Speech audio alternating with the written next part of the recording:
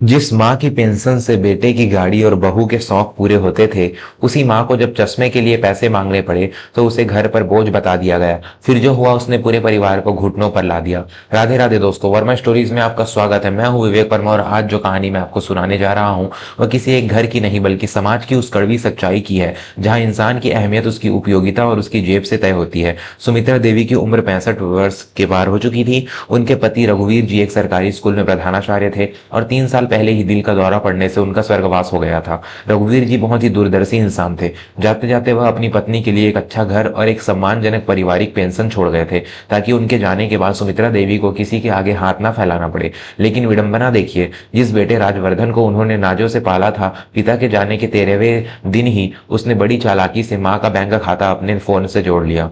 शुरुआत में राजवर्धन ने बहुत ही मीठे शब्दों में कहा था, माँ पिताजी तो चले गए, अब आपको बैंक और पैसों के झंझट में पड़ने की क्या जरूरत है, मैं हूं ना आपका बेटा, आपका सारा काम मैं संभाल लूंगा। आपको जब भी किसी चीज की आवश्यकता हो बस मुझे बता दीजिएगा। सुमित्रा देवी एक सीधी सादी महिला थी। उन्होंने उस वक्त अपने बेटे की बातों में छुपे स्वार्थ को नहीं पहचाना और उसे अपना खाता संभालने की अनुमति दे दी। लेकिन समय के साथ साथ सुमित्रा देवी को एहसास होने लगा कि उनके बेटे ने जिम्मेदारी नहीं ली थी बल्कि उनके आत्मसम्मान पर कब्जा कर लिया था। हर महीने की पहली तारीख को सुमित्रा देवी के खाते में अच्छी खासी पेंशन आती थी, लेकिन उस पेंशन पर उनका कोई अधिकार नहीं रह गया था। घर का सारा नियंत्रण बहू नलिनी के हाथों में था। नलिनी हर महीने उसी पेंशन के पैसों से अपने लिए महंगे कपड़े लाती। राजवर्धन ने एक नई गाड़ी किस्तों पर निकाल ली थी, जिसकी किस्त भी उसी खाते से कटती थी। सुमित्रा देवी को हर महीने उनके ही पैसों में से केवल 500 रुपए हाथ पर रख दिए जाते थे। अगर सुमित्रा देवी कभी पूछ लेती तो नलिनी तुरंत मुंह बनाकर कहती, माँ जी आप घर में ही तो रहती है ना, आपको कहीं जाना है ना कुछ खरीदना है, आपको पैसों से ही तो आपके पैसे से ही तो घर का खर्च और आपके पोते की पढ़ाई चल रही है, क्या आप अपने ही परिवार से हिस्सा मांगेंगे अब? राजवर्धन भी अपनी पत्नी की हाँ में हाँ मिलाते हुए कहता, हाँ माँ, नलिनी सही तो कह रही है, आजकल महंगाई कितनी बढ़ गई है, आपका पैसा हमारे ही तो काम आ रहा है, आप व्यर्थ की चिंता मत किया कीजिए। सुमित्रा देवी चुप रह जाती। वह सोचती कि शायद यही परिवार होता है, अपना सब कुछ बच्चों पर लुटा देना ही तो माँ का धर्म है।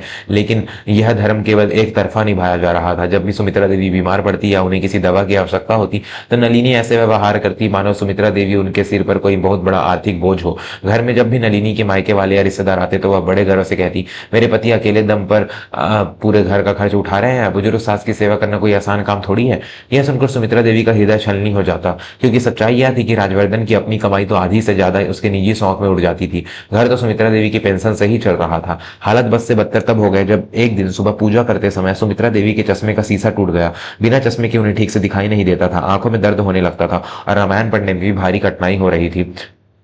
उन्होंने चश्मे वाले से पूछा तो उसने बताया कि नए चश्मे और शीशे में लगभग 3,000 रुपए का खर्च आएगा। शाम को जब राजवर्धन ऑफिस से घर लौटा और नलिनी भी बाजार से लौटी तो सुमित्रा देवी ने हिम्मत जुटाकर कहा, बेटा राजवर्धन, मेरा चश्मा टूट गया है, बिना इसके मुझे कुछ सुझाई नहीं देता, आंखों से पानी बह रहा है, डॉक्टर ने कहा है कि नया चश्मा बनवाना पड़ेगा, तुम मुझे 3,000 रुपए दे दो, मैं कल जाकर चश्मा बनवा लाऊंगी। सुमित्रा देवी की बात सुनते ही कमरे में जैसे सन्नाटा छा गया। नलिनी ने तुरंत अपने हाथ में पकड़े हुए शॉपिंग बैग सोफे पर पटके और तीखी आवाज में बोली, 3,000 रुपए? माँ जी आपको पता भी है कि पैसे कितनी मुश्किल से कमाए जाते हैं? तब अभी कल ही तो राजवर्धन की गाड़ी की किस्त गई है, ऊपर से बच्चों की फीस, घर में कोई पैसों का पेड़ थोड़ी लगा है जो आप जब चाहे हिला दे। सुमित्रा देवी ने नम आंखों से नलिनी के शॉपिंग बैग्स की तरफ देखा, जिनमें से कुछ ब्रांडेड साड़ियां और महंगे सौंदर्य प्रसाधन झांक रहे थे। उन्होंने धीमी आवाज में कहा, बहू मैं कोई शौक के लिए पैसे नहीं मांग रही हूँ, मुझे सच में दिखाई नहीं दे रहा है, और फिर मेरी पेंशन भी तो इसी हफ्ते आई है ना। बस इतना सुनना था कि राजवर्धन गुस्से से तिलमिला उठा। माँ आप बार बार अपनी पेंशन का ताना क्यों मारती हैं? क्या वह पैसा हम अपने ऊपर उड़ा रहे हैं? सब घर में ही तो लग रहा है। नलिनी सही कह रही है, अभी हाथ तंग है, आप उस टूटे चश्मे पर टेप लगा लीजिए, घर में ही तो रहना है, कौन सा आपको बाहर नौकरी जाकर नौकरी करनी है, अगले महीने देखेंगे। यह कहकर राजवर्धन अपने कमरे में चला गया और नलिनी भी पैर पटकते हुए रसोई में चली गई। सुमित्रा देवी वहीं सोफे पर अकेली बैठी रह गई। उन्होंने अपने टूटे हुए चश्मे को हाथों में लिया और उनकी आंखों से आंसू बहने लगे। उस रात उन्होंने खाना नहीं खाया। रात भर वह जागती रही और अपने स्वर्गीय पति रघुवीर जी की तस्वीर को निहारती रही। रघुवीर जी हमेशा कहते थे, सुमित्रा अपना स्वाभिमान कभी मत खोना, जो इंसान अपना हक छोड़ देता है दुनिया उसे पैरों तले रौंद देती है। आज सुमित्रा देवी को उन शब्दों का असली अर्थ समझ में आ रहा था। जिस पैरों पर उनका अपना अधिकार था उसके लिए उन्हें एक भिखारी की तरह गिड़गिड़ाना पड़ रहा था और बदले में उन्हें केवल अपमान मिल रहा था। उस रात सुमित्रा देवी के अंदर की वह कमजोर सहनशील मां मर गई और एक स्वाभिमानी स्त्री ने जन्म लिया। उन्होंने तय कर लिया कि अब वह इस घर में किसी की दया पर नहीं जिएंगी। अगली सुबह जब राजवर्धन और नलिनी सो रहे थे, सुमित्रा देवी ने अपनी पुरानी सहेली और पड़ोसन कौशल्या को फोन किया। दोनों महिलाएं चुपचाप घर से निकली और सीधे उस बैंक की मुख्य शाखा पर पहुंची जहां सुमित्रा देवी का खाता था। संयोग से बैंक के मैनेजर शर्मा जी रघुवीर जी के पुराने छात्र रह चुके थे और सुमित्रा देवी को बहुत सम्मान देते थे। सुमित्रा देवी ने शर्मा जी के केबिन में जाकर एक गहरी सांस ली और कहा, शर्मा जी, मुझे अपने खाते से मेरे बेटे का मोबाइल नंबर और उसका नाम तुरंत हटवाना है। मैं चाहती हूँ कि मेरे खाते में की पूरी जानकारी और नियंत्रण केवल मेरे पास रहे और मेरे खाते से जो हर महीने किस्तें कट रही हैं उन्हें भी तुरंत प्रभाव से रोक दिया जाए।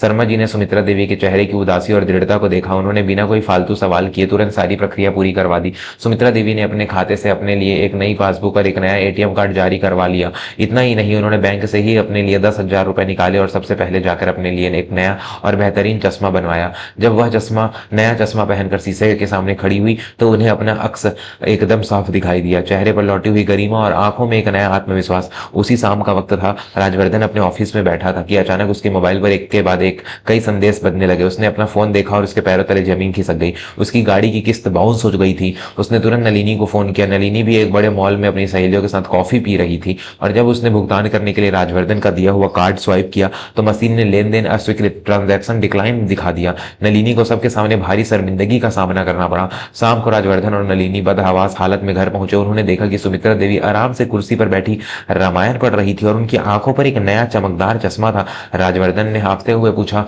माँ, यह सब क्या है? मेरी गाड़ी की किस्त बाउंस कैसे हो गई और नलिनी का कार्ड भी ब्लॉक बता रहा है और आपके पास यह नया चश्मा कहाँ से आया?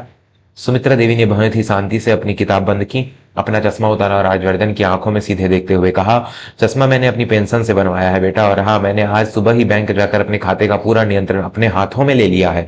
अब से मेरी पेंशन के पैसे मेरी मर्जी के बिना कोई नहीं निकाल सकता।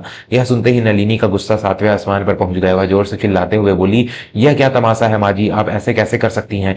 क्या अब आप हमें सड़क पर ले आएंगी? आपकी हिम्मत कैसे हुई राजवर्धन का नंबर खाते से हटाने की? आप भूल रही हैं कि आप हमारे घर में रह रही हैं। अगर यही रवैया रहा तो आपको इस घर से बाहर जाने की में देर नहीं लगेगी। राजवर्धन ने भी नलिनी का साथ देते हुए कहा, बिल्कुल सही कह रही है नलिनी, माँ आपने अपनी हद पार कर दी है। अगर आपको इस घर में हमारे साथ रहना है तो नियम हमारे चलेंगे, वरना आप अपना रास्ता नाप सकती हैं। सुमित्रा देवी अपनी जगह से उठी। उनके चेहरे पर ना तो कोई डर था और ना ही कोई घबराहट। उन्होंने अपनी अलमारी खोली और उसमें से एक मोटी से फाइल निकालकर टेबल पर पटक दी। यह घर रघुवीर जी के अपनी मेहनत की कमाई से बनाया था। सुमित्रा देवी की आवाज में एक अजीब सी खनक थी, और उनके जाने के बाद कानूनी रूप से यह पूरा घर मेरे नाम पर है। तुम दोनों इस घर में मेरी दया पर रह रहे हो, मैं तुम्हारी दया पर नहीं। जिस माँ की पेंशन से तुम्हारी गाड़ियां चल रही है, तुम्हारे शौक पूरे हो रहे थे, तुमने उसी माँ को एक चश्मे के लिए मोहताज कर दिया, उसे घर का बोझ बता दिया।